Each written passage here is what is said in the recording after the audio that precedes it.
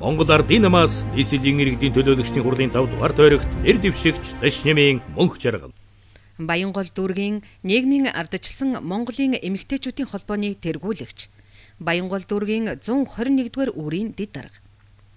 Ээж аавынхаа хөдөлмөрч зан чанарыг залгамжлан нийслэлийн иргэдийнхээ сайн сайхан амьдралын төлөө өөрийн хувь нэмрээ оруулан жаргалан үндэсний цогцлбор сургууль цэцэрлэгээ үүсгэн байгуулж боловсролын салбарын анхан шатнаас эхлэн сургуулийн захирал хүртэл 18 жил ажиллаж боловсролын системд өгүүлэгдэж байгаа хүн чанарын боловсролын модуль хөтөлбөрийг боловсруулан хэрэгжүүлж үр дүнд хүрч байгаа билээ.